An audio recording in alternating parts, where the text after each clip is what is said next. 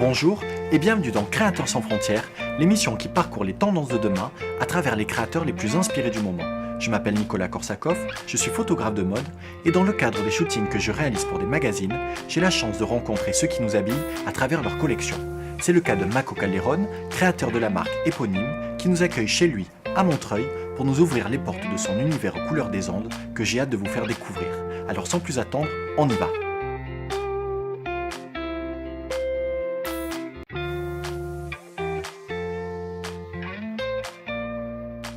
Bonjour Mako, merci de nous accueillir pour nous expliquer ce que propose la marque qui porte ton nom, la marque Mako Calderón.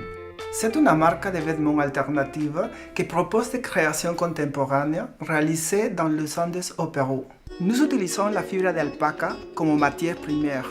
La marque revisite des pièces telles que des ponchos, des cardigans, des sweatshirts à travers de la noblesse des matériaux de haut de gamme.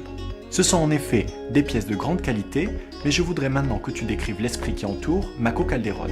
La marque a trouvé ses racines dans la spiritualité des civilisations anciennes d'Amérique du Sud, qui se perpétue aujourd'hui dans la communauté des chamans. Pour valoriser ces cultures, Mako Calderón propose des matières nobles et sacrées, des couleurs naturelles insaturées, des formes géométriques minimalistes pour exprimer la pureté. On cherche de plus en plus à jouer avec les volumes pour équilibrer des silhouettes qui se modifient et se modernisent au fil des années. Si on charge le haut, on allège le bas et vice-versa pour éviter des looks qui font paquet. Le poncho et la cape sont des pièces fortes qui vous permettront justement de constituer un look automne-hiver avec du volume en haut qui sera fluide et original. Ça change du blouson, ça change du manteau et c'est très tendance. S'il fait plus doux, vous pouvez aussi vous envelopper dans une pèlerine ou dans une étole, plus rétro mais toujours féminine avec un joli pantalon coupe droite. Tes produits sont donc en alpaga. Peux-tu nous en dire plus sur cet animal duquel provient la matière de tes produits?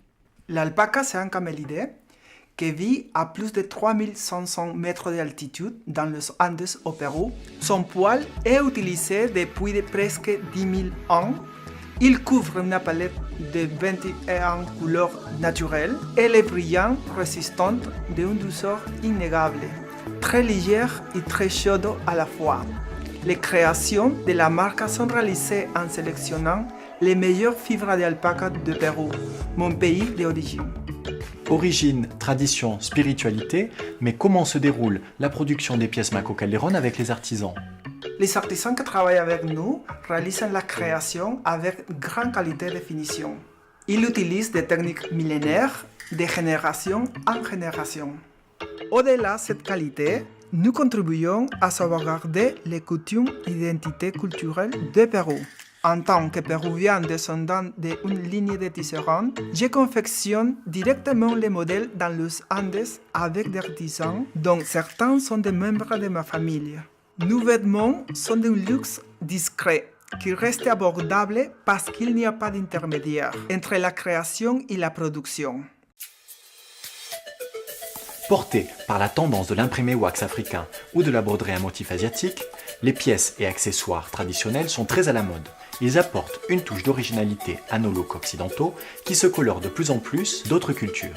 On pense au poncho ou au kimono, désormais adoptés par nos armoires, mais pour une soirée, vous pouvez aussi oser la robe sari si vous êtes une femme ou la veste kaftan si vous êtes un homme. C'est audacieux mais très élégant. À moins que ce soit un parti pris culturel, évitez tout de même le total look traditionnel et pensez plutôt à décomplexer votre tenue avec un accessoire venu d'ailleurs comme un turban, un panama, des guettas ou une cravate texane comme celle que je porte que l'on appelle aussi bolo tie.